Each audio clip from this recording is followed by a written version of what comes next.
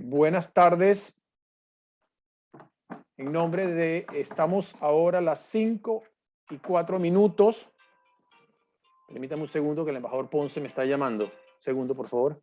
Embajador, le envié el enlace. Con ese enlace puede ingresar.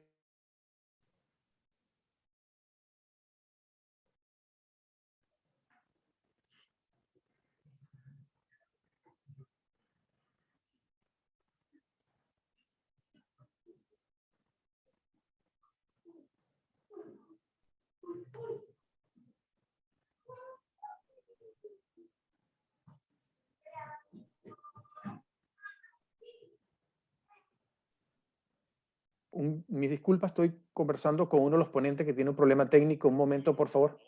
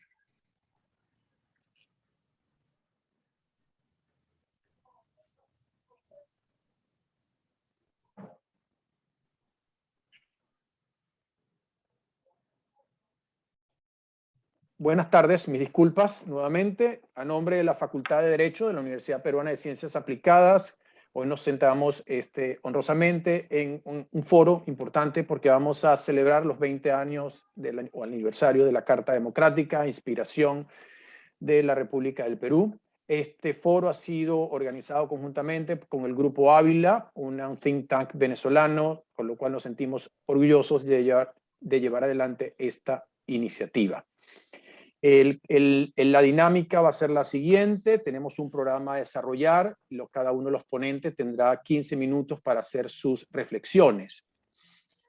Con esto, pues, la carrera de Relaciones Internacionales se siente sumamente complacida y le agradece altamente a los ponentes que aceptaron la participación en esta actividad.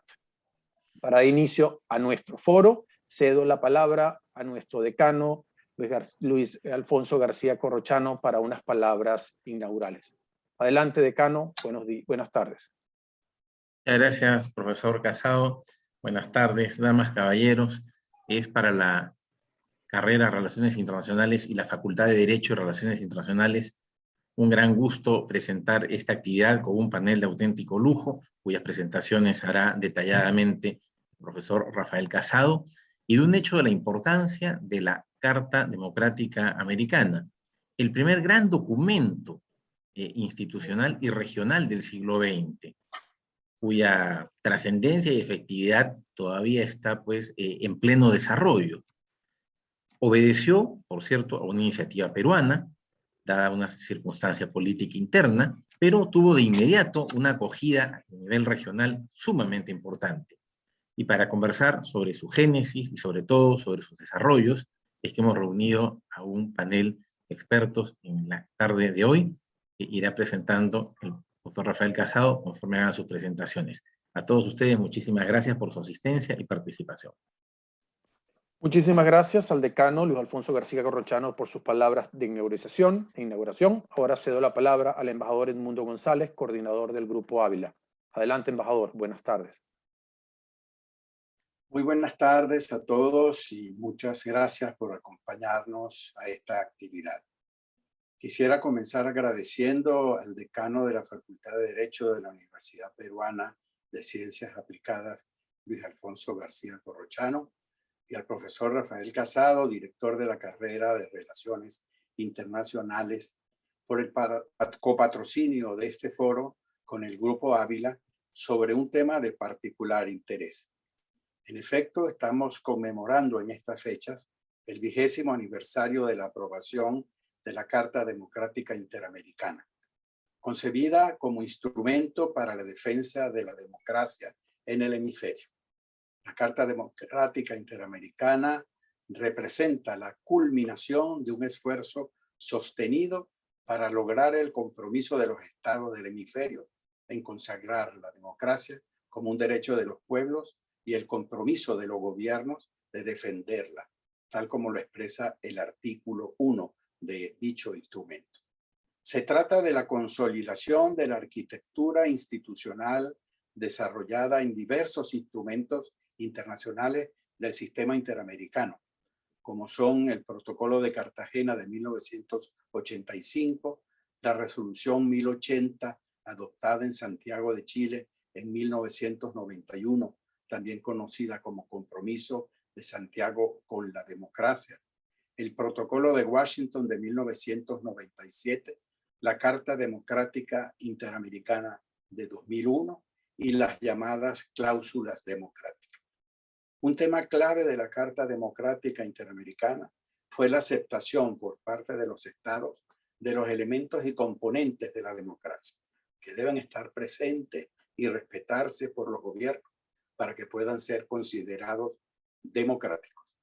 Es decir, que además de la legitimidad de origen de los gobiernos, productos de elecciones universales, libres y secretas, se consagra la legitimidad de desempeño de los gobernantes.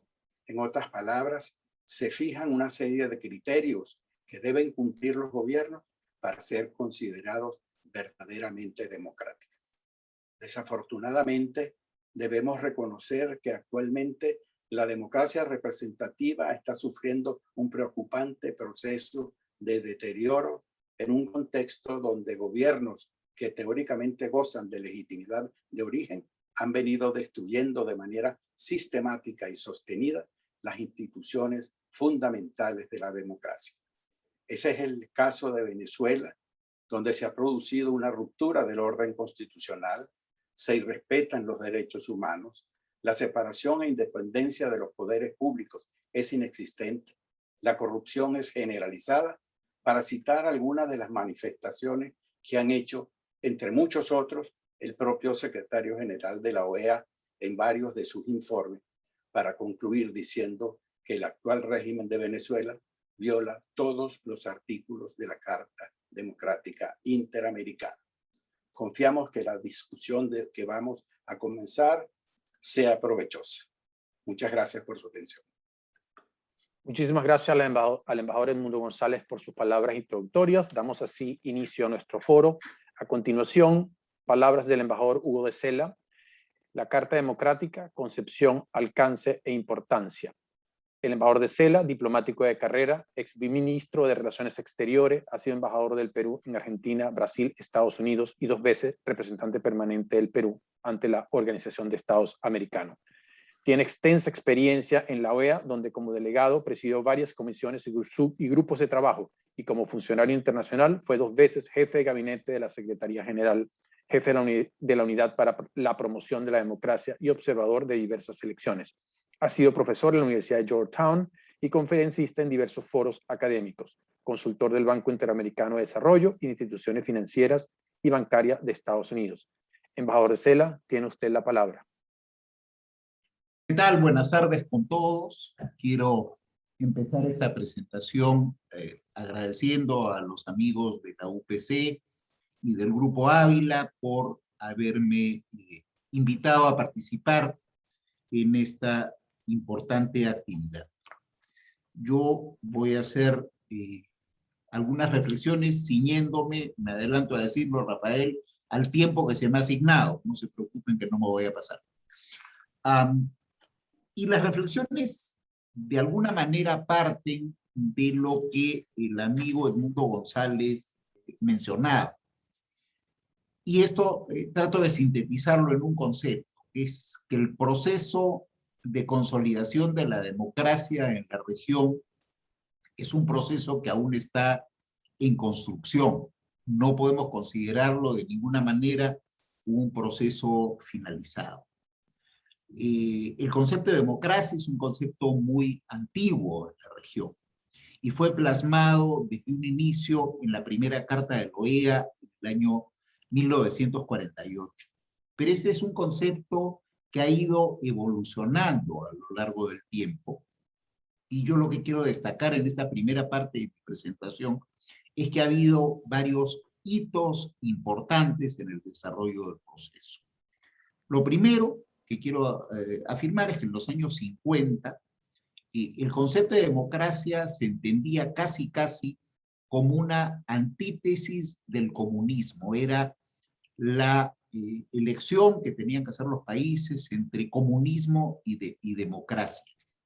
Y es en ese contexto internacional que se aprueba la Carta de la OEA en el 48, y es eso lo que explica que las primeras acciones de la Organización de los Estados Americanos con respecto a la democracia llegaban incluso al extremo de justificar dictaduras, porque eso se entendía como el triunfo de la democracia sobre el comunismo. Es por ello que se consideraba que los países eran democráticos siempre y cuando no fueran comunistas. Esta es una larga etapa que dura casi hasta los años 70, etapa en la cual se empieza a producir la caída de gran parte de los regímenes autoritarios. Y allí se produce un hito fundamental, que diría yo tiene el acento más fuerte en los Estados Unidos, cuando bajo la presidencia de Jimmy Carter se promueve la defensa de los derechos humanos como uno de los principios centrales de la política exterior. Esto, evidentemente, debilita el que era hasta ese momento uno de los principios rectores en la OEA, que es el principio de no intervención. Se empieza a relativizar ese principio de no intervención, y especialmente esto ocurre en 1969, cuando se aprueba la Convención Americana de Derechos Humanos y se establece la Corte Interamericana de Derechos Humanos. Allí se inicia un proceso que a lo largo del tiempo hace que el principio de no intervención se vea, por decirlo menos, relativizado por la defensa conjunta de los derechos humanos por parte de los países de la región. Este proceso continúa y es a fines de 1980 a hablarse cada vez con más fuerza y empiezan a desarrollarse acciones para la defensa y promoción de la democracia. Y esta es una segunda fase de debilitamiento del principio de no intervención. Allí, esto lo recordarán, la etapa en la cual el conflicto en América Central se pone cada vez más caliente, es la etapa en la cual surgen en la región el grupo de Contadora, poco después, en el año 90 surge el grupo de apoyo en el 85, ustedes lo recordarán, y estos grupos son importantes, el grupo de Contadora de apoyo, porque luego se produce un proceso de evolución que termina por convertir a estos grupos en lo que luego se conoció como el Grupo de Río y luego el surgimiento de la CELAC. Y lo menciono porque esto tiene directamente que ver con las cláusulas democráticas.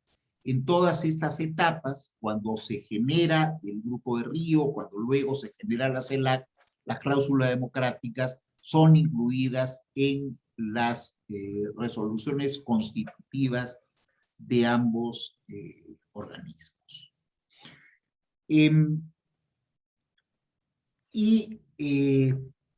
Esta evolución del conflicto de América Central produce también otro efecto que es importante y que luego se reflejará en la OEA directamente en la aprobación de la Carta Democrática Interamericana, que es un nuevo proceso de interacción entre los países latinoamericanos y los Estados Unidos, en el sentido siguiente, en el sentido de que las iniciativas empiezan a generarse en América Latina, y son iniciativas en las cuales Estados Unidos ya no toma el liderazgo, sino empieza a seguir un liderazgo que se origina en la región. Ese es un cambio importante con respecto a lo que ocurría en los años iniciales de funcionamiento de la organización, donde el liderazgo era claramente norteamericano y luego empieza a ser cada vez más latinoamericano. Se consolida el cambio, o empieza a consolidarse el cambio en el año 85, 1985, con el Protocolo de Cartagena, donde se incorpora como uno de los propósitos esenciales de la OEA la promoción y consolidación de la democracia representativa.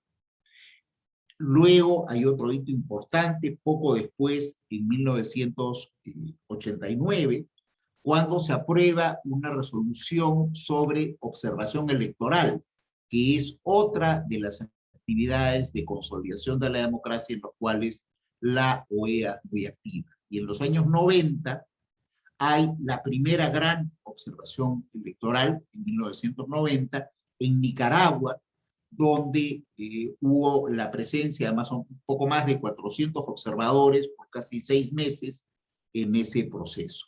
Y en el año 91 se produce la aprobación en la Asamblea General en Chile de la resolución 1080 sobre democracia representativa, que introduce un nuevo factor, que es el factor de aplicar sanciones por cualquier interrupción del proceso democrático.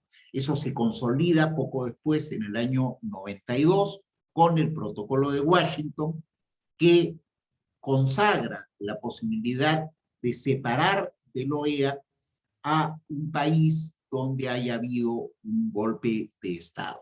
Entonces, recordando lo dicho anteriormente, a partir de la primera afectación al principio de no intervención por el tema de los derechos humanos en los años 70, luego este proceso de fines de los 80, de comienzos de los 90, de promoción y defensa de la democracia, es el segundo proceso de afectación del principio de no intervención.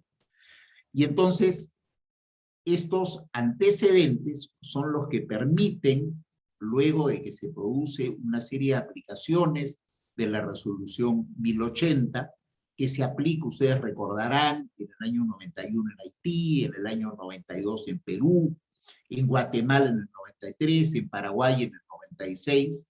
Lo veo muy interesado a Jean-Michel Arriguía, estuvimos juntos en varias de estas aplicaciones y crisis.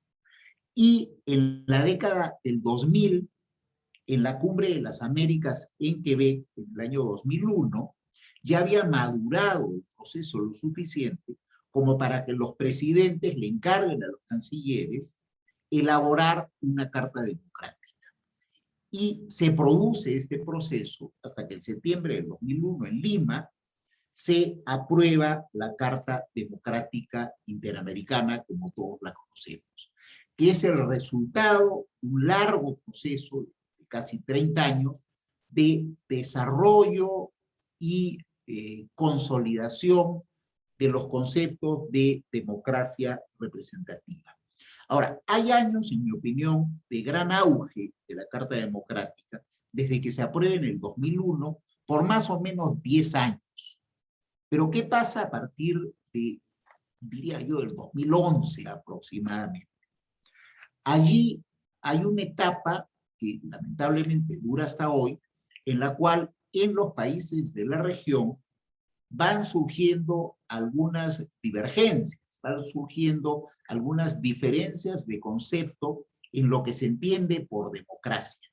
Lo que está consagrado en la Carta de la OEA, está consagrado en la Carta Democrática Interamericana, es la democracia representativa. Eso es lo que está escrito y eso es lo que está acordado y ese fue el consenso de comienzos de los años 2000.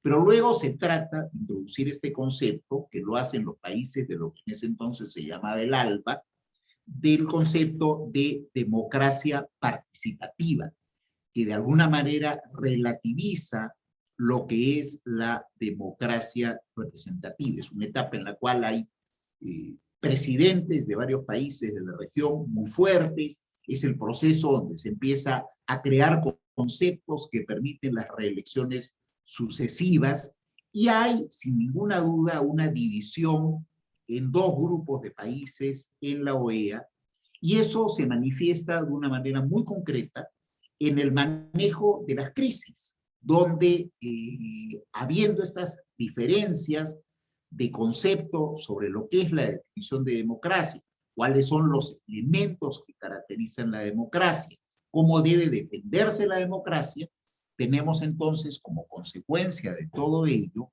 una etapa de paralización que responde a la división ideológica que hay en la región. Y esto en alguna medida dura hasta hoy. Un ejemplo muy claro es lo que mencionaba Edmundo González, el caso de Venezuela, donde no ha sido posible lograr una unidad de criterios. Entonces, ¿qué creo yo? Y con esto ya voy terminando, Rafael, que hay que tener en cuenta para superar esta etapa difícil de aplicación de la Carta. Creo que habría que hacer primero un esfuerzo importante de definir conceptos, de definir qué significa un concepto que es central, que es una alteración del orden constitucional democrático. Es indispensable hacer lo posible, hacer un esfuerzo por lograr un acuerdo en esa definición cuya aplicación facilitaría mucho llegar a acuerdos en la organización.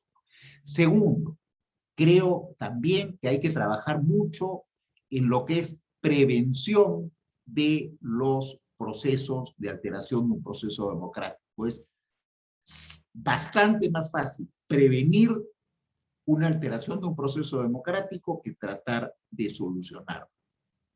Tercero, hay que buscar la manera en que otros poderes del Estado, el poder legislativo, el poder judicial, puedan por lo menos dar alertas de que hay el peligro de alteración de un proceso democrático. Y una idea que creo yo que deberíamos tener a la vista, tal vez en el mediano y largo plazo, es la posibilidad de convertir la Carta Democrática en una convención americana.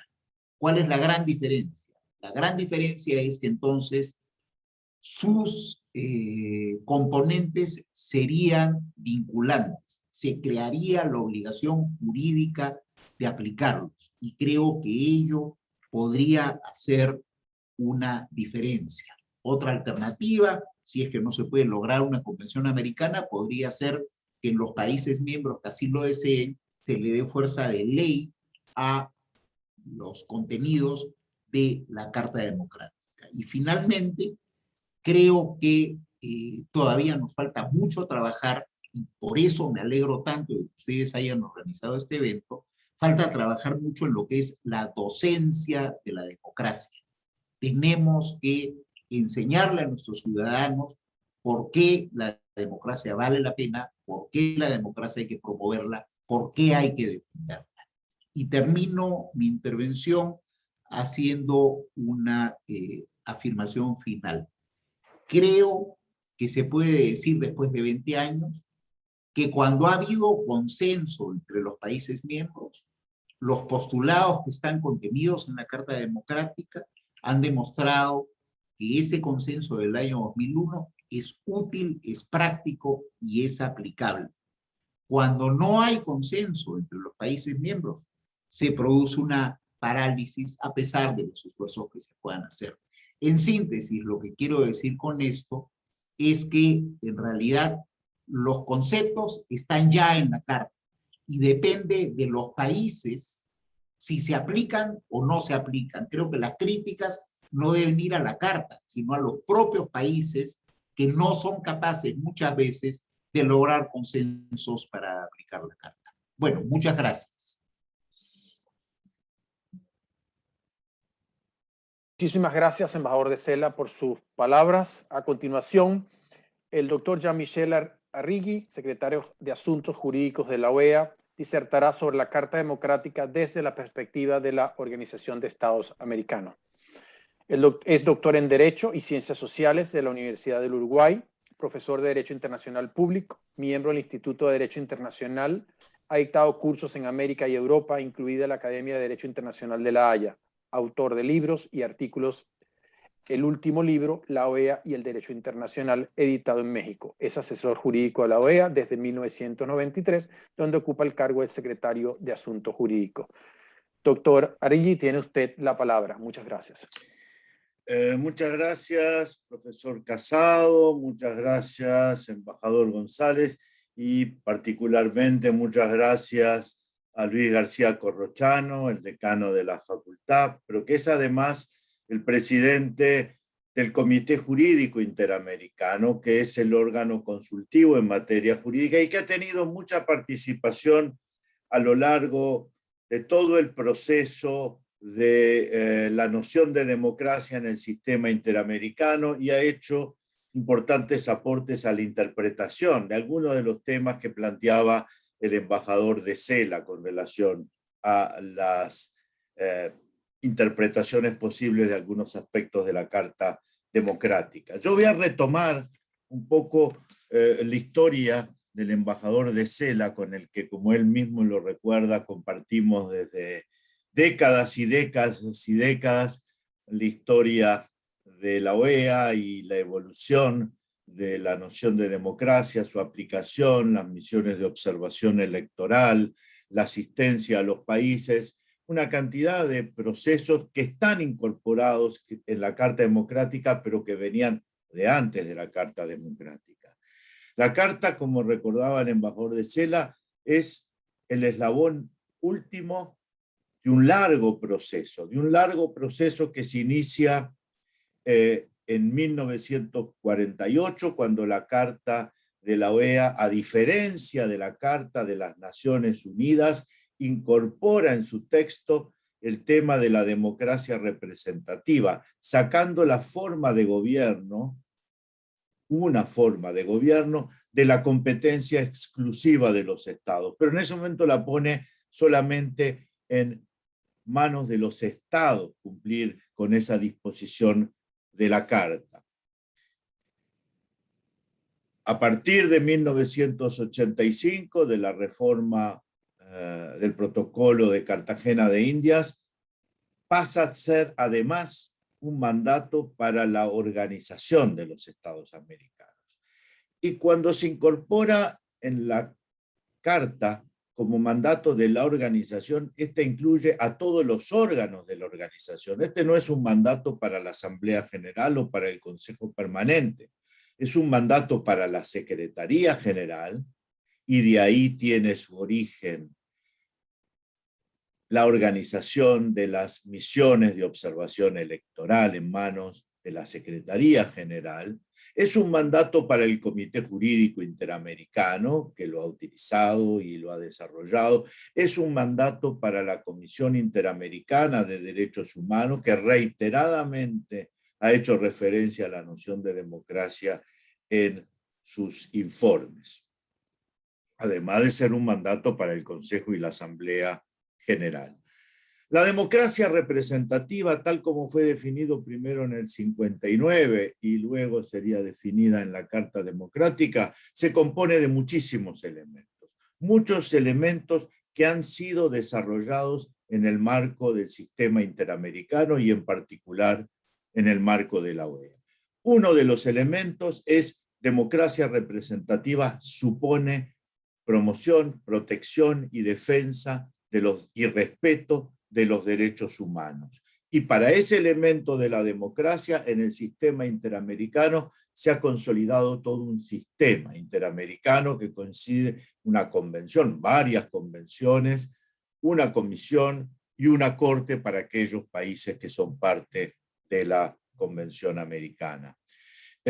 Otros elementos, el combate a la corrupción, la separación de poderes, el Estado democrático de derecho, todo ello tiene desarrollos en las actividades de la OEA. La asistencia al Estado, la ayuda al desarrollo, a la cooperación jurídica, y todo ello que hoy está sintetizado en la Carta Democrática se viene cumpliendo. Ello también es cumplimiento de la Carta Democrática.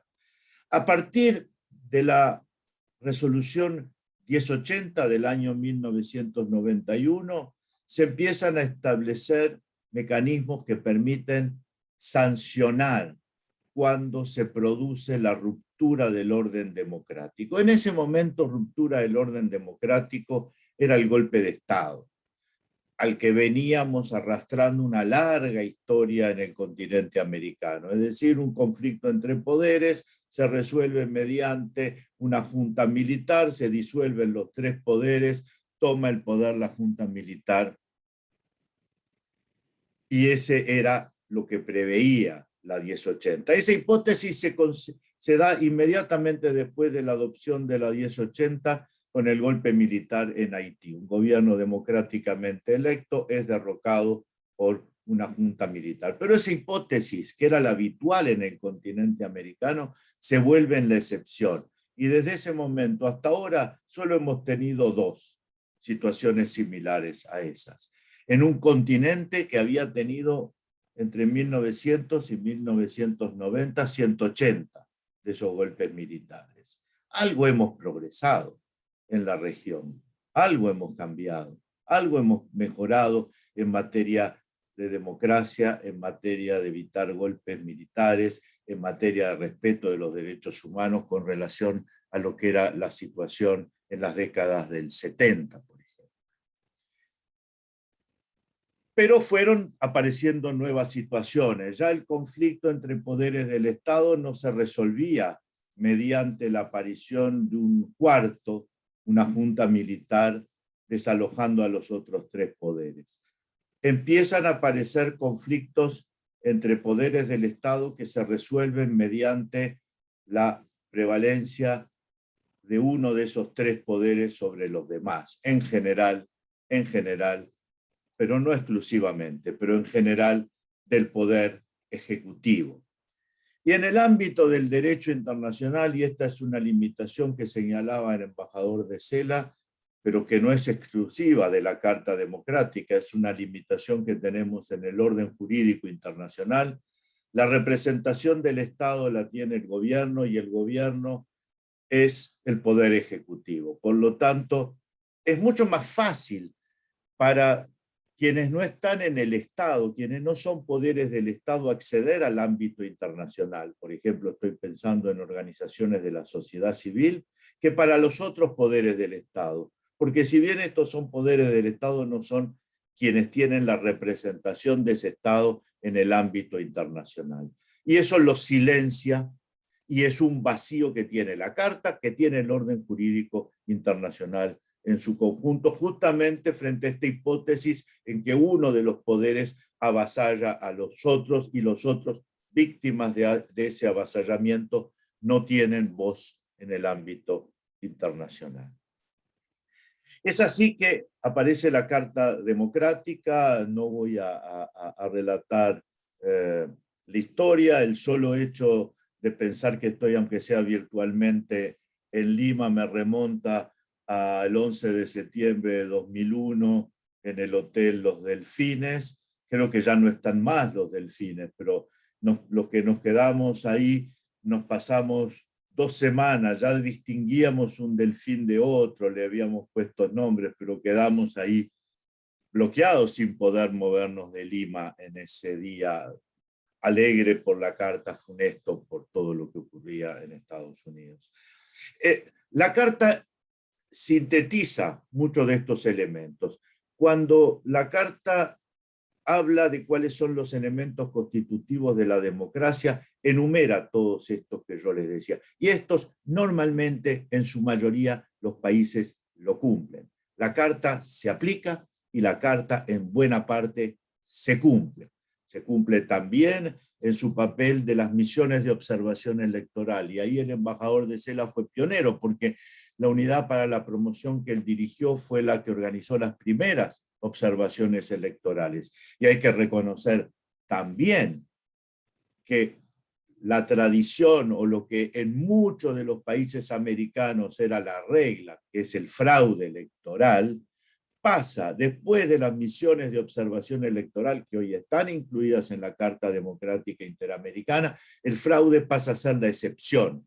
Y cuando hay fraude, este es conocido por la opinión pública, cosa que antes era aceptado y nadie los contradecía. Ese es un cambio.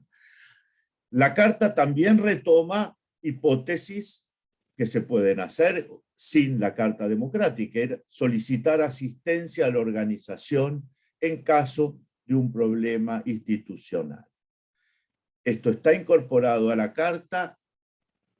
Inmediatamente de adoptada la Carta Democrática, hubo un país que fue Venezuela, que fue el presidente Chávez, que fue el primero en solicitar la aplicación de la Carta Democrática en Venezuela, luego del golpe de Estado, esas 48 horas en que él había estado detenido, a su vuelta en el marco de la aplicación de la Carta Democrática se establece una mesa de diálogo.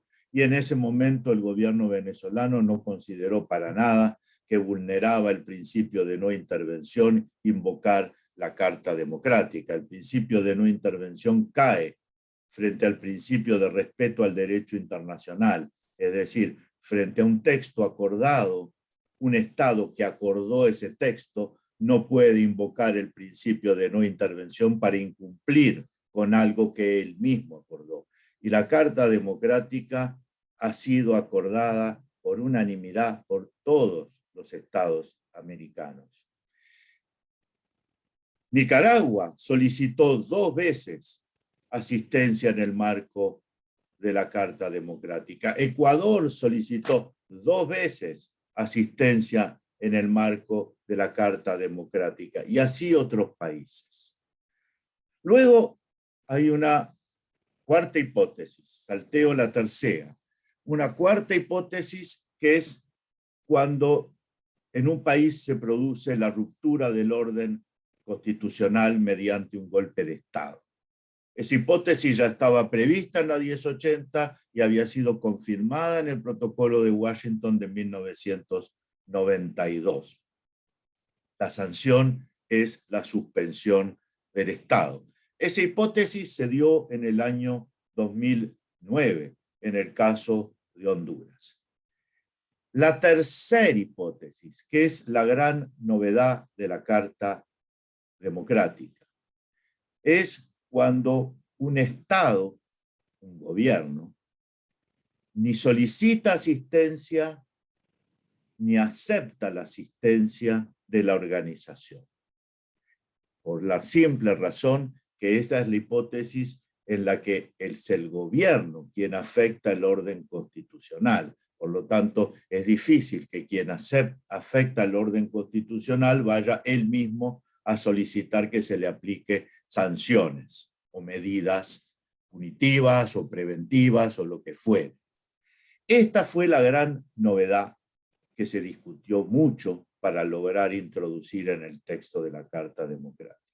Y esta le da la facultad al secretario general o a cualquier estado de poner en marcha el procedimiento de convocatoria del Consejo Permanente y a su vez de tomar medidas y a su vez de poder convocar una Asamblea General Extraordinaria. Este es el proceso que se ha iniciado en 2 ocasiones por parte del secretario general en los casos de Venezuela y de Nicaragua. Ahora bien, a lo largo de este proceso, si yo tuviese que hacer un balance general, lo primero es, hoy el tema de la democracia es un principio del sistema interamericano, no es un tema de la competencia exclusiva de los estados. Todos los estados americanos han asumido la responsabilidad de velar por la democracia en todos y cada uno de los estados miembros del sistema. y la defensa de la democracia por parte de cualquiera de los Estados miembros no viola el principio de no intervención.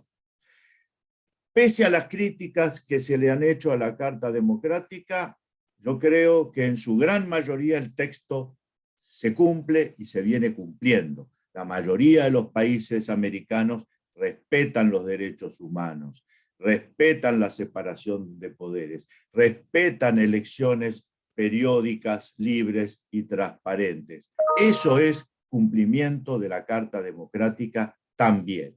Es cierto que hay partes que hoy no se están aplicando tal y cual deberían hacerse, dadas las circunstancias. Eso no es culpa de la Carta, como lo decía el embajador de Cela. El texto de la Carta no impide el buen funcionamiento. Lo que impide el buen funcionamiento es la falta de los votos necesarios para la aplicación de las medidas. Ello no es culpa de la Carta. Y acá yo quiero ser muy prudente. He escuchado muchas veces en estos foros, en ocasión de todos estos días, el tema de la necesidad de revisar el texto de la Carta, de fortalecer aspectos del texto de la Carta.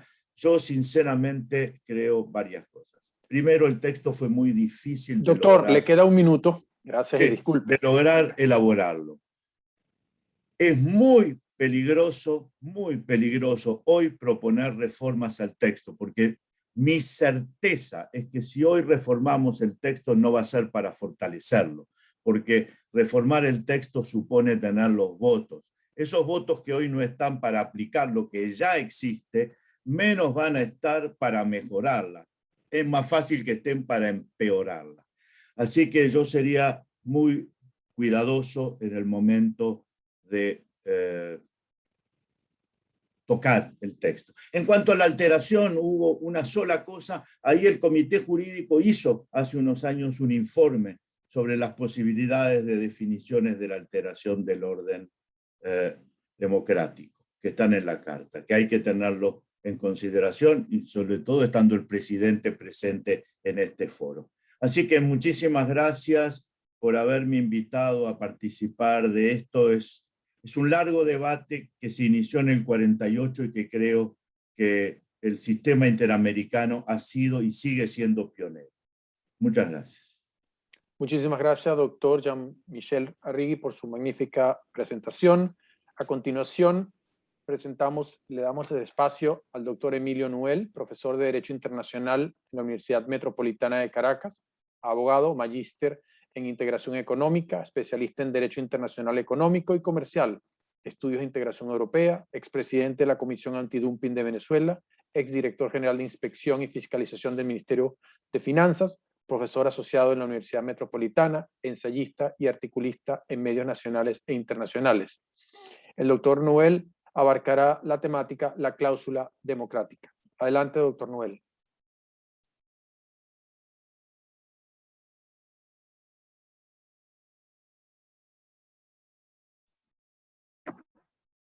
Ahora sí me oyen, ¿sí?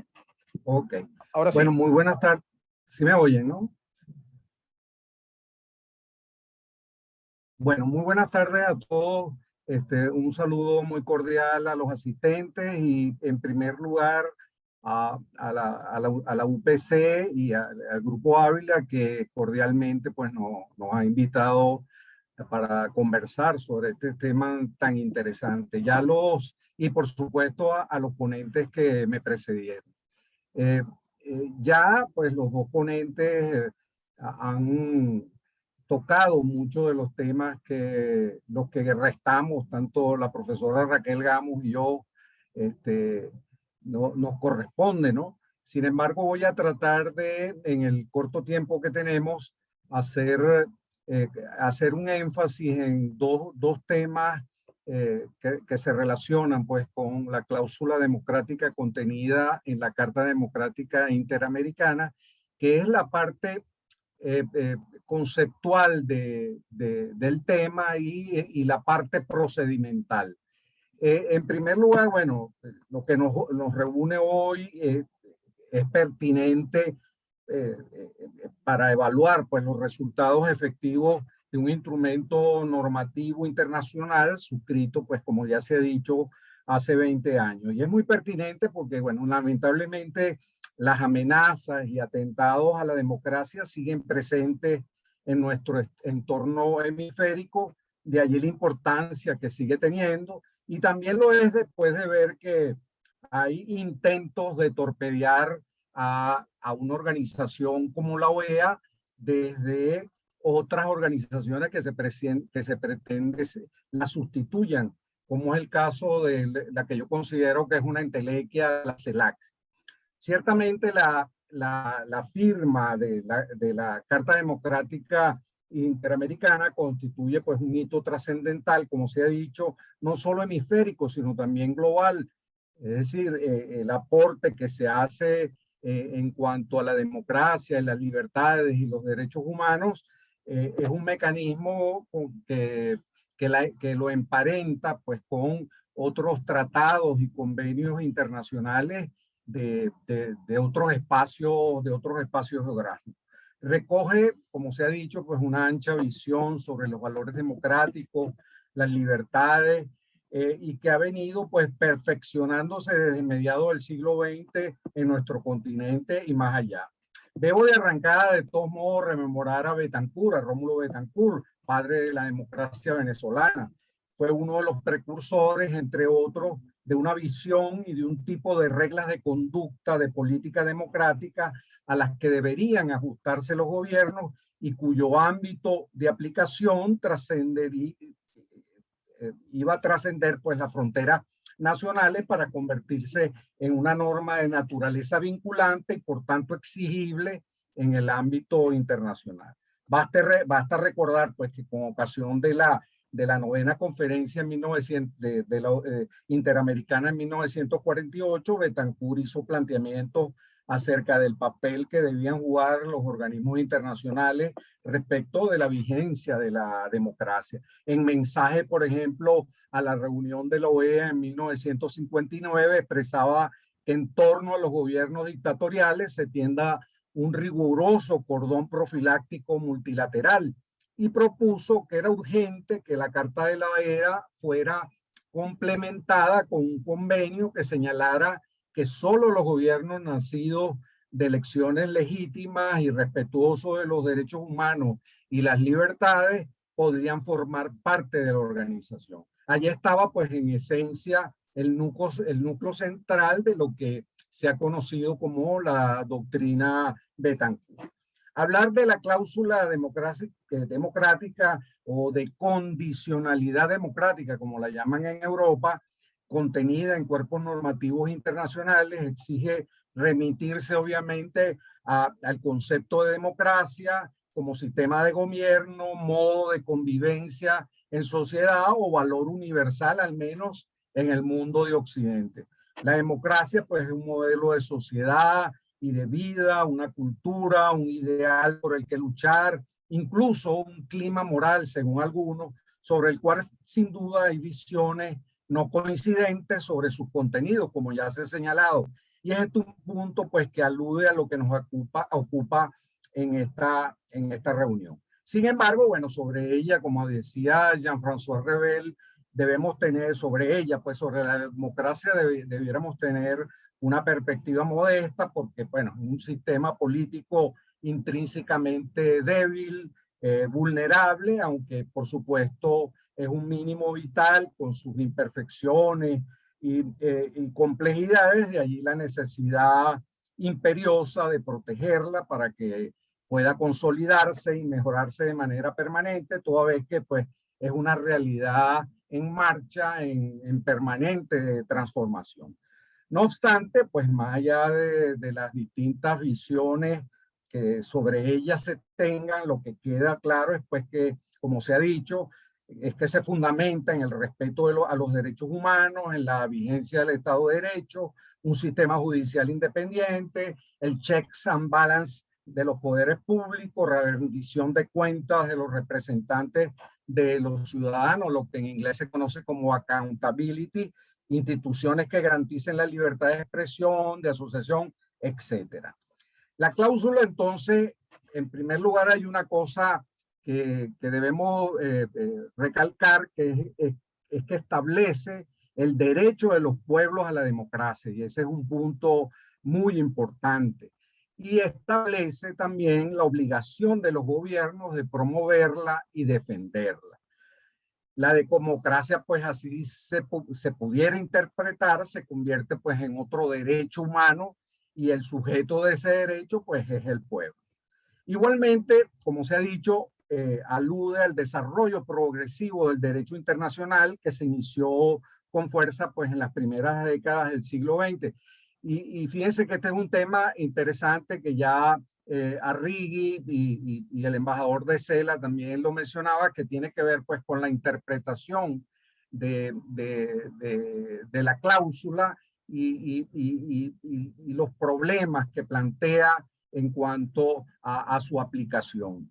Por otro lado, bueno, se reafirman en la Carta los elementos esenciales de toda democracia representativa, se reafirma el principio de la subordinación constitucional de todas las instituciones del Estado a la autoridad civil legalmente constituida, un tema que, bueno, para los países, algunos países latinoamericanos es un asunto muy sensible, y particularmente para nosotros los venezolanos. Asimismo, pues la cláusula establece un procedimiento, como se ha dicho, para dar una respuesta expedita y colectiva a situaciones de contravención de la institucionalidad democrática que pudieran tener lugar pues en los países miembros de la OEA que han suscrito este documento. Ya los antecedentes de la cláusula de alguna manera se han señalado aquí. El embajador Edmundo González, Arrighi y el embajador de CELA también ha señalado estos antecedentes o precedentes. Pero bueno, vale la pena de todos modos señalar que como precedentes las visiones de algunos políticos o algunos funcionarios o cancilleres latinoamericanos que se refirieron pues a ese tema, como por ejemplo Germán Arciniegas, el colombiano Germán Arciniegas, que hablaba pues que un dictador no puede obrar impunemente dentro de sus fronteras. Allí estaba señalando precisamente la obligación que tienen los estados para actuar y regular pues estos temas. Igual desde Uruguay, Eduardo Rodríguez, quien fue canciller, decía en 1945: el más acendrado respeto al principio de no intervención de un Estado en los asuntos de otro, conquista alcanzada durante la última década, no ampara ilimitadamente a la notoria y reiterada violación por alguna república de los derechos elementales del hombre y del ciudadano, y el incumplimiento de los compromisos libremente contraídos acerca de los deberes externos e internos de un Estado que lo acreditan para actuar con la convivencia internacional. Discúlpeme lo extenso de la cita, pero me parece interesante referirnos pues a estas ideas que son previas precisamente en esa larga jornada que viene desde 1948 hasta 2001, que condujo pues a la firma de la Carta Democrática Interamericana. En cuanto pues a estos precedentes que ya han sido señalados, es importante también señalar, por ejemplo, decir el precedente de la comunidad andina, pues que en 1998 introdujo una cláusula democrática y que establecía pues que son condiciones esenciales para la cooperación y el proceso de integración, pues la plena vigencia de las instituciones democráticas y el Estado de Derecho. Igual Mercosur también en su protocolo de Ushuaia I en 1998 también decía que la vigencia de las instituciones democráticas es condición indispensable para la existencia y desarrollo de los procesos de integración. Toda alteración del orden democrático constituye un obstáculo inaceptable para la continuidad del proceso de integración. Este protocolo es interesante porque avanza en cuanto a los conceptos, el concepto particularmente de ruptura del orden democrático y también todo el tema de los procedimientos. Pero bueno, no todas las cláusulas democráticas tienen los mismos contenidos, las mismas nociones y procedimientos, aunque en principio tengan parecida o similar motivación. Sobre la cláusula democrática, pues en definitiva hay interrogantes y dificultades respecto de su interpretación y aplicación que ya han sido señaladas anteriormente. Pero bueno, lo primero que debe responderse es si la Carta Democrática es solo un compromiso político, no un tratado vinculante, como algunos señalan. Hay otros que hablan de que la Carta Democrática Interamericana es un instrumento aspiracional. Y entonces uno se pregunta, bueno, no tiene ningún valor jurídico obligatorio. Necesariamente la visión tradicional del derecho internacional sobre este tema se impone o puede haber cabe alguna interpretación distinta como la conocemos de algunos tratadistas internacionales. También nos podemos preguntar, ¿es solo un mecanismo de presión sin efecto real, como dicen algunos, sin dientes? ¿Cuándo se está en riesgo un proceso político institucional democrático o su legítimo ejercicio del poder, según lo dice el artículo 17 de la Carta? ¿Cuándo se considera que hay situaciones que pudieran afectar el proceso de desarrollo democrático o el legítimo ejercicio del poder? Estas son expresiones textuales de la Carta. ¿Cuándo hay una ruptura del orden democrático o una alteración del orden constitucional que afecte gravemente el orden democrático? Solo los golpes de Estado militares o los realizados por movimientos violentos están dentro de ese concepto.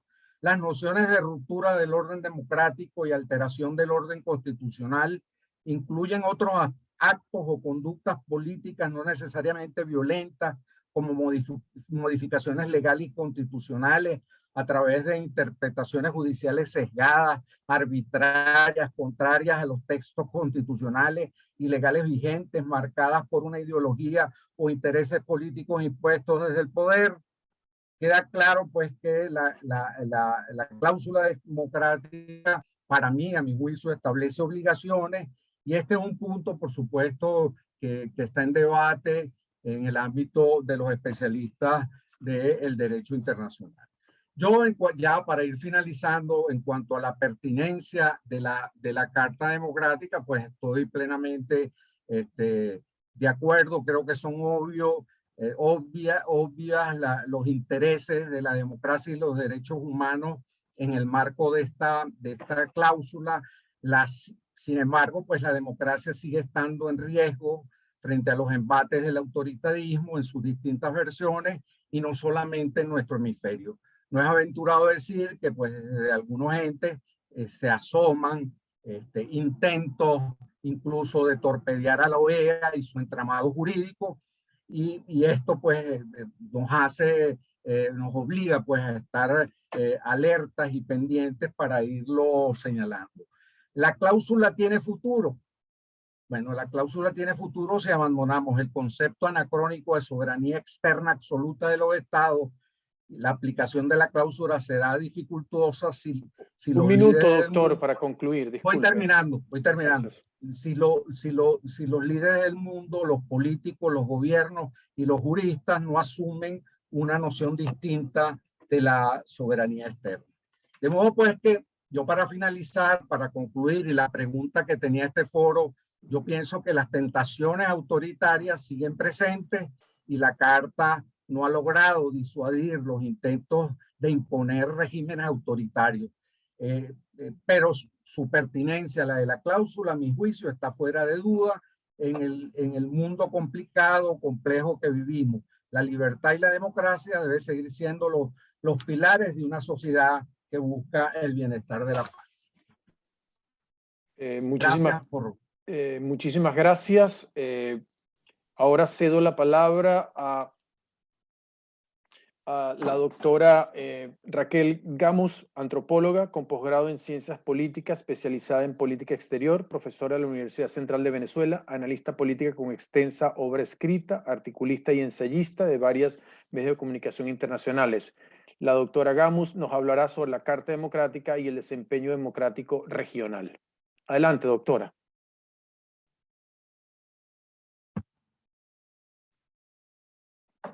¿La escuchamos?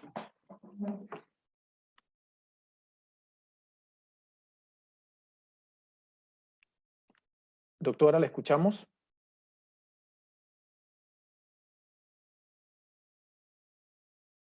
Tiene un problema con... Sí, es que acaba de aparecer esta imagen. Estoy tratando de borrarla, pero...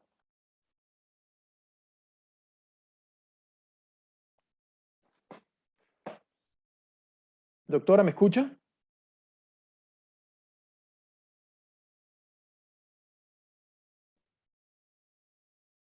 ¿Ahora me escucho? Sí, ahora sí la escuchamos.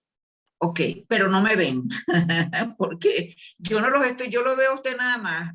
Ahora acabo de Yo te enviar, veo, apareció yo una te veo, imagen allí. Raquel, yo te veo. Bueno, perfecto, yo tengo Sí. una pantalla ahí en el medio que no, que Yo es la como una acabo- propaganda que la no la acabo- logro quitar. Yo la acabo de Sí. mover para un costado izquierdo. No sé cómo apareció, disculpe. Yo no sé tampoco cómo quitarla, pero bueno, en todo caso quiero volver, aquí la estoy quitando. Volver a agradecer porque creo que no se escuchó tanto la invitación de la Universidad Facultad de Derecho y del Grupo Ávila de los patrocinantes. Además, sentirme muy complacida de compartir el panel con los especialistas y actores, además que han participado de reuniones internacionales y de muchos eventos relacionados con la OEA y con la Carta Democrática, que para mí fue un placer y una enseñanza haberlos escuchado. Bueno, yo creo que me toca la parte más, o sea, yo no voy a discutir, creo que bastante se ha comentado sobre la pertinencia o importancia de la Carta Democrática. Yo brevemente diría que sí, que independientemente de las limitaciones de la Carta, creo que es un avance enorme si nosotros retrocedemos a lo que fueron incluso los inicios de la OEA, todas las dificultades que hubo en el continente en relación con dictaduras y democracia, los regímenes militares, bueno, y el hecho de que a partir de la década de los 80, incluso antes de la formulación de la Carta, o incluso de los antecedentes propiamente dicho de la Carta Democrática en cuanto a protocolos e instrumentos legales, ya hubo una, digamos, una redemocratización, un volcamiento hacia la democracia. Yo creo que la Carta Democrática, su formulación viene a resumir, bueno, esta tendencia que se venía dando en el continente, que efectivamente es una tendencia muy positiva. Yo creo que las limitaciones de la Carta tienen dos vertientes, digamos, que ya han sido señaladas. La Carta puede tener vacíos, puede tener dificultades, pero yo creo que la principal dificultad está en que el actor principal son los gobiernos. Y son los gobiernos los que pueden, o sea, los únicos que están violentados básicamente en el orden constitucional. O sea, son los que son violentados, sobre todo cuando se trata de el atentado, pues lo que tiene que ver con la cláusula democrática.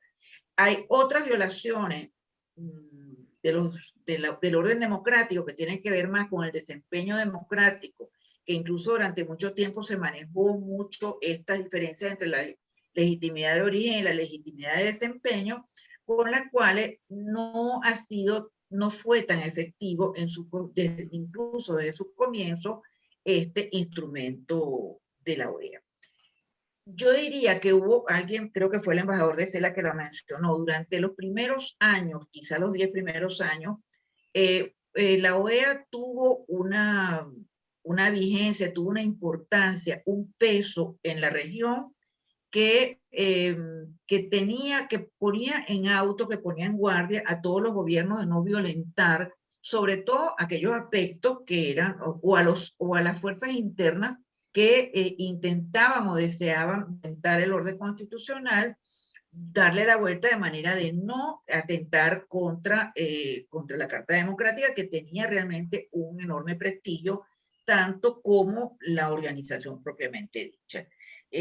Bueno, yo recuerdo cuando hubo el golpe del 2002 en Venezuela, muchos de los argumentos que jugaron en contra de ese atentado y a favor del regreso del presidente Chávez tenía que ver con que se había violentado la Carta Democrática. No así en relación con el desempeño democrático. Yo diría que el desempeño ha tenido siempre más que ver con la tradición que tiene cada país en relación con la democracia. Porque efectivamente, tal como lo citaron anteriormente, incluso Emilio hizo énfasis en el problema de la soberanía, mientras la soberanía sea una limitación para que pueda existir una vigilancia sobre el comportamiento democrático, pues efectivamente es a las fuerzas internas de los países a quien más corresponde que este desempeño se ejecute tal cual como está concebida una verdadera democracia. En general, además, casi todas las intervenciones que ha tenido la OEA han sido en relación con el artículo 4 o el artículo 5, que tiene que ver con la observación electoral, que de paso creo que es de las mejores que se hacen a nivel mundial, pero en general también tiene que ver con la legitimidad, con el inicio de la democracia, con el hecho de que la democracia, con lo que tiene que ver con la elección democrática de los gobiernos o de los gobiernos. Bueno, yo creería que este desempeño, repito, ha estado siempre vinculado más a las fuerzas internas que a las posibilidades de la organización de mencionar o de actuar en el caso de que se violenten algunas de estos principios democráticos, bien sea la separación de poderes, el respeto a los derechos humanos, etcétera, etcétera. No ha habido mucha intervención en esta materia, ni mucho menos éxito en relación con ella. En la medida en que ha avanzado, digamos que la democracia como que se ha instalado como una costumbre, como algo que siempre hubiéramos tenido, ha comenzado en la región debido a los distintos regímenes políticos que han surgido, especialmente desde su inicio con el gobierno de Hugo Chávez, a discutirse la validez de esta concepción de la democracia representativa. Paradójicamente, Hugo Chávez fue el primero que solicitó la aplicación de la Carta Democrática, el primero al que se le aplicó, pero desde sus inicios, yo creo que se recuerda que él muy a regañadientes firmó la Carta Democrática precisamente por el hecho, por el momento, el contexto en el cual esto se dio, que fue cuando el atentado a las Torres Gemelas. Pero desde los inicios, desde los distintos representantes del gobierno de Chávez, como en la misma concepción que se da en la Constitución con la democracia participativa, no se respetaba o no se compartía el criterio de la democracia representativa. E incluso cuando sucedió lo del gobierno de Fujimori, que a partir de allí fue que se redactó, que el gobierno de Perú hizo tanto énfasis en la elaboración de la Carta Democrática y posteriormente con una crisis de gobernabilidad que hubo en Ecuador, el gobierno venezolano no fijó posición a favor en consenso con la OEA, sino que apeló a la autodeterminación, a la no intervención de los gobiernos. Entonces, esto que comenzó siendo quizás un hecho más o menos aislado, comenzó a crecer en la medida en que se diversificó, en que creció esta tendencia contestataria o esta tendencia revolucionaria o dentro del continente. Entonces comenzó a discutirse y se comenzaron a crear organismos, como fue el caso de ahora no recuerdo el nombre del organismo suramericano, UNASUR, y de la CELAC, organismos que de alguna manera tenían la intención, o básicamente, entre muchas otras, tenían la intención de discutir la vigencia de la OEA y la fuerza de la OEA en la región. Entonces comenzaron a discutir competencias con la OEA. Tanto así que, bueno, ahora recientemente, incluso con la reunión de la CELAC, se vuelve a repetir, aunque no es recogido en la declaración final, el hecho de que la CELAC debería de sustituir a la OEA. E intentando sacar a Estados Unidos de, bueno, justamente cuando Estados Unidos ha estado más a favor de la democracia, bueno, como un órgano sin los Estados Unidos y sin Canadá, confundiendo lo que debe ser un órgano latinoamericano con lo que, o confundiendo expresamente con lo que es un órgano político regional, que es el papel que le corresponde a la OEA. Fue así también desde UNASUR, se discutió, se compitió sobre la vigencia de la OEA. Y bueno, esto se ha comenzado, entonces se ha dado más pie nuevamente, sobre todo algunos países como México y Argentina recientemente, a volver a poner de manifiesto muy activamente la no intervención para no reconocer las graves dificultades que viven algunos países. No hablemos de Cuba, que ya es un país que tiene una larga, digamos, más de 60 años fuera de la OEA y fuera de la, digamos, de la práctica democrática, pero en los casos, para ir a los más evidentes, como son Venezuela y Nicaragua, que Nicaragua todavía pueda seguir siendo parte de la Organización de Estados Americanos. Venezuela renunció a formar parte, prefirió no estar, que cambiar sus objetivos y sus principios y su manera de actuar o sus antiprincipios políticos, ya habla de que efectivamente ha perdido fuerza la posibilidad de poner límite a las transgresiones, a las graves transgresiones a la democracia, y esto tiene que ver con quiénes son los representantes. Pensemos nada más que hay 13 votos del Caribe que votan en una sola dirección, y esto desde este punto de vista o desde en esa estructura es muy difícil de, digamos, de revertir. Pero es que además de estas dificultades con países como Venezuela, Nicaragua y algunas otras, digamos, países que están en la onda de la izquierda de discutir la vigencia de la OEA, tenemos que el desempeño democrático a nivel mundial y a nivel regional ha sufrido ha sufrido descalabros.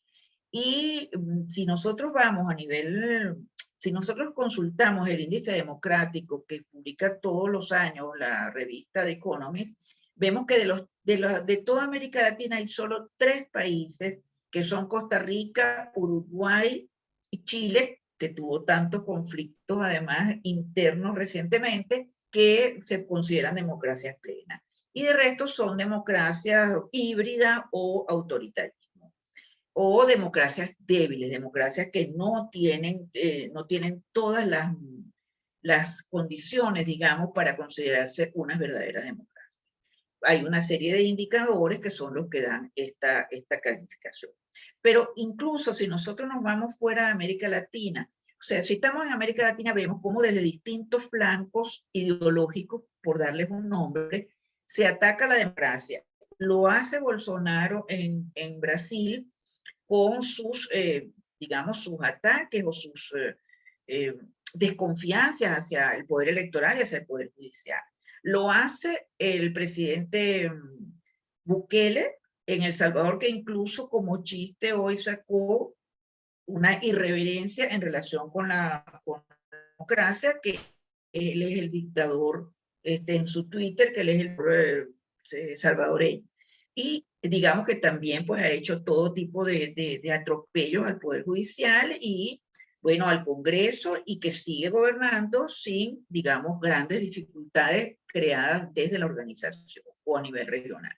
Y también fuera de América Latina lo hizo el presidente Trump en su ataque al Congreso, en el desconocimiento de las elecciones, en el desconocimiento de los mecanismos de votación que están instaurados en Estados Unidos. O sea que nosotros podemos observar que hay como un giro negativo en relación con la democracia, que efectivamente hace peligrar lo que es, digamos, lo que es una evolución positiva, una evolución democrática realmente, y perdonen la redundancia, en la región. Bueno, ¿cómo se puede revertir esto? No hay, creo que no hay receta, o sea, creo que es un problema que está en este momento en el ambiente, que tendría que verse si se puede en la organización, tal como fue mencionado anteriormente, incluir otros, la votación o el peso o la manera de que puedan participar otros, yo puse esto para que puedan participar otros poderes o incluso la sociedad civil, como ha estado previsto en muchísimas organizaciones, porque sé que el peso de la sociedad civil, sin que haya aumentado tanto, pero ha venido progresando dentro de las distintas organizaciones multilaterales. Esto es una interrogante. Esta interrogante no, vuelvo a decir, no desestima la importancia que ha tenido la Carta Democrática. Creo que lo que corresponde es no solo mejorarla, sino poder recuperar el papel tanto de la Carta como de la OEA, y esto depende de muchísimos factores que por los momentos pareciera que están en el interior de los distintos países. Creo que me ajusté al tiempo. Muchísimas gracias, doctora Gamus, por su presentación. Y ya para finalizar, vamos a ceder la palabra al embajador Eduardo Ponce, vicecanciller, negociador y signatario de la Declaración de Paz de Itamaraty, que terminó la guerra del CENEPA y acordó el proceso que culminó en la paz con Ecuador, firmada en Brasilia, embajador del Perú en Ecuador, Gran Bretaña, Brasil y representante permanente del Perú ante las Naciones Unidas en Ginebra y ante la Asociación Latinoamericana de Integración ALADI en Montevideo, rector de la Academia Diplomática del Perú. Embajador Ponce, tiene usted la palabra para conversar sobre el balance de la Carta a 20 años de su creación. Doctor Ponce.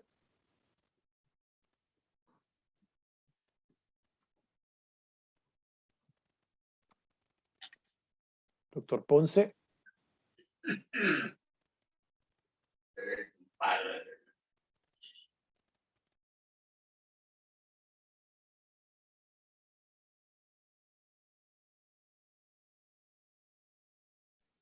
El doctor Ponce estaba conectado, pero se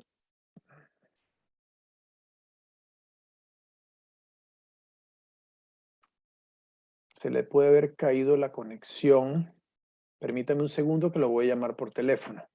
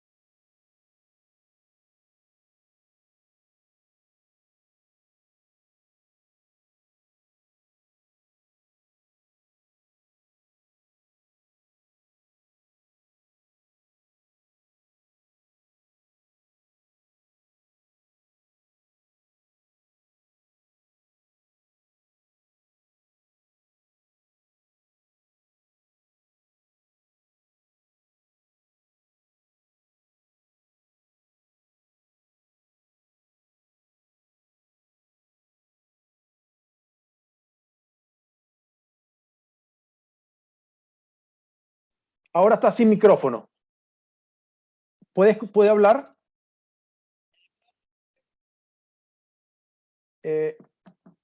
Está habilitado su micrófono. Lo acaba de bloquear.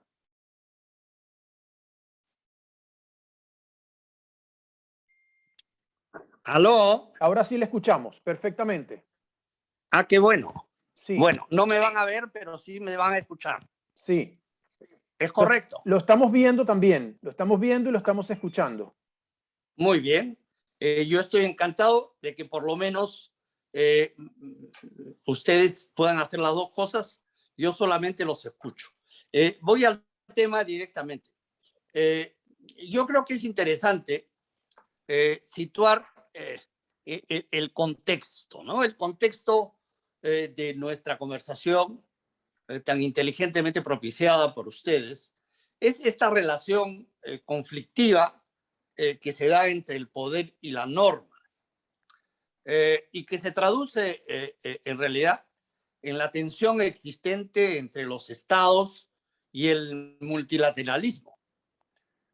Una forma en que esto se ha manifestado en el pasado político de la región es, por ejemplo, estos conceptos de la democracia representativa, que era antes la única y que varió con el agregado que pretendió hacerle el gobierno militar del Perú, es decir, la dictadura del general Velasco Alvarado, que empezó a hablar de la democracia participativa.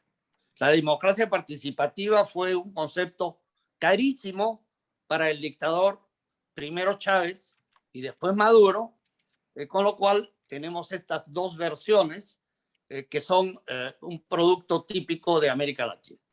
Este, a mi juicio, es un contexto, digamos, conceptual interesante de tener presente.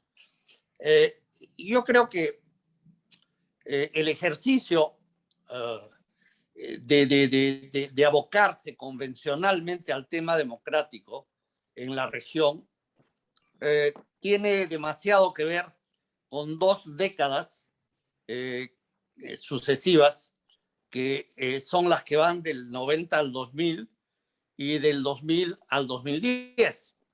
Esto nos vincula con 2 personas cuyas autocracias eran diferentes.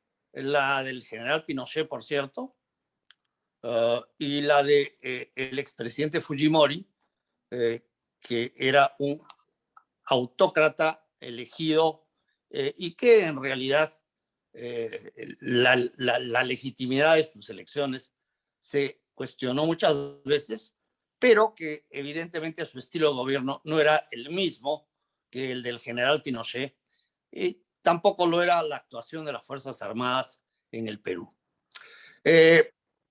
A lo que voy es a que la nueva convencionalidad de la OEA sobre la democracia y en particular la Carta Democrática Interamericana responde a ese contexto y a esa cronología histórica.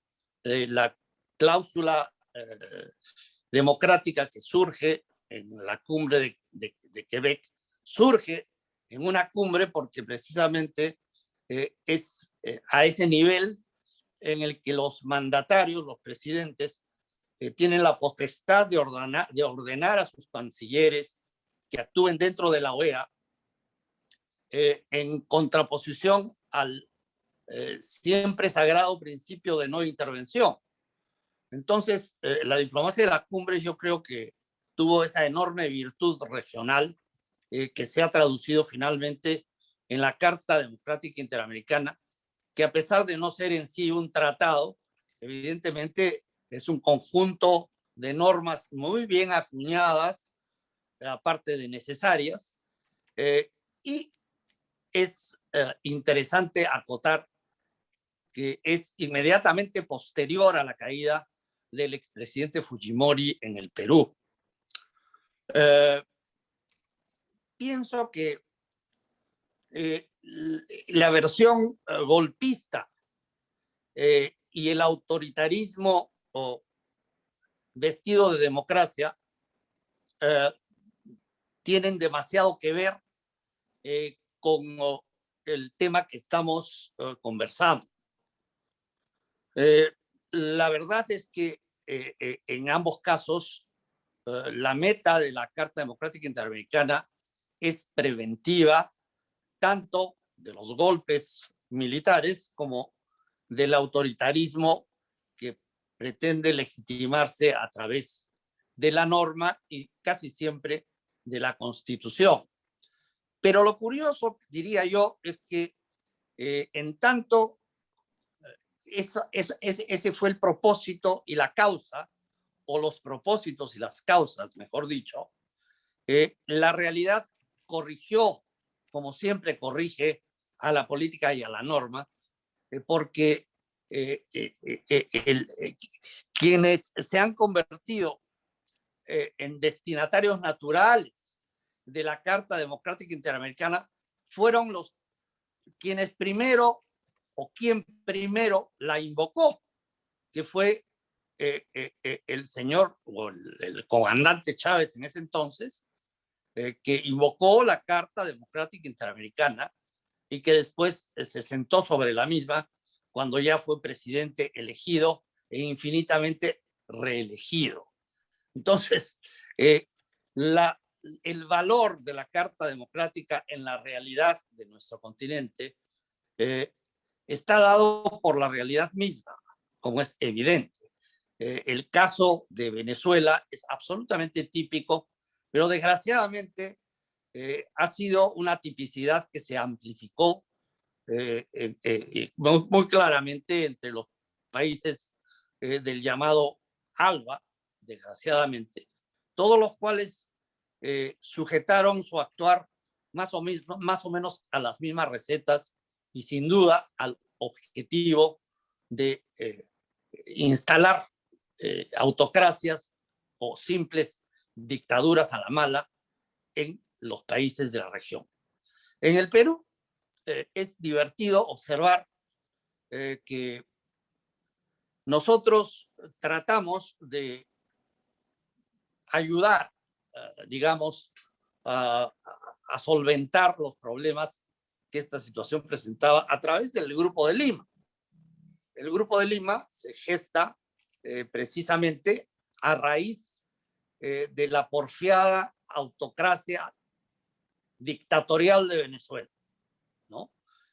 Y justamente en los últimos 2 días, precisamente cuando el presidente del Perú y su canciller están en los Estados Unidos en visita de Estado, están en la OEA en visita oficial y antes de participar, como lo acaban de hacer esta tarde, en la Asamblea General de Naciones Unidas, es el primer ministro de ese régimen, cuyo nombre es Guido Bellido, quien a mi juicio de manera muy insolente y muy inapropiada ha tenido a bien cuestionar precisamente al Grupo de Lima, que es, digamos, el instrumento, que sin ser un tratado ni mucho menos, porque es un mecanismo de cooperación y de concertación para enfrentarse a las dictaduras, pues dadas las simpatías del gobierno actual del Perú, del gobierno del señor Castillo, hacia el bolivarianismo así llamado, es el primer ministro de este presidente Castillo quien está ahora cuestionando la validez del Grupo de Lima. Entonces, estas son las paradojas tristemente célebres que la región produce con gran generosidad para no precisamente el ejemplo de la humanidad. Les agradezco mucho. Estimado embajador, muchísimas gracias por su presentación. Estimados amigos, Raquel, embajador doctor Arriagui, Emilio, Noel, embajador de Cela, embajador Ponce, nuestro decano Luis García Corrochano y Edmundo González, quienes amablemente y conjuntamente con Edmundo hemos organizado este foro en la tarde de hoy. Con esta actividad del día de hoy hemos querido traer a reflexión las grandes ventajas de la Carta Democrática. Y con todas las que hemos escuchado el día de hoy, nos encontramos con que es un instrumento idóneo, necesario y fundamental para la preservación de la democracia. La carrera de Relaciones Internacionales de UPC se siente muy complacido de haber gestado este foro, este espacio de reflexión sobre un tema de gran actualidad para la democracia, para América Latina. Y con esto vamos a dar por concluida nuestra actividad en el día de hoy. Muchísimas gracias a cada uno de los ponentes que nos acompañaron desde Caracas, desde la ciudad de Washington, desde Lima. Muchísimas gracias a todos ustedes. Esta conferencia fue grabada. En los próximos días ya estará en el repositorio bibliográfico de la universidad para aquellas personas que la quieran volver a escuchar. Quisiera ya antes de concluirle darles el último espacio a nuestro decano para que cerremos nuestra actividad. Adelante, decano. Muchas gracias, profesor Casado. Muchísimas gracias a los expositores por estas palabras respecto de la Carta Democrática Americana en su 20 aniversario. Un documento que todavía está bajo la prueba de los hechos, como solemos decir en el derecho internacional, pero de indudable utilidad e importancia.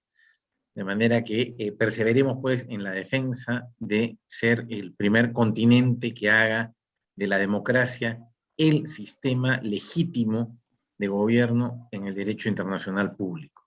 Ese es un gran impulso que tiene el continente americano desde un inicio. No cejemos en esta gran aspiración, porque solamente en democracia están absolutamente garantizados todos los derechos de las personas. Muchísimas gracias a todos los participantes, y gracias a la carrera de Relaciones Internacionales por la organización, y declaro cerrada el seminario del día de hoy. Muchas gracias a todos. Muchísimas gracias a todos. Feliz noche. Gracias por participar a los distinguidos ponentes y a ustedes quienes nos acompañaron en la tarde de hoy. Muchas gracias. A ustedes por invitarnos. Feliz noche. Gracias. Feliz noche también. Noche.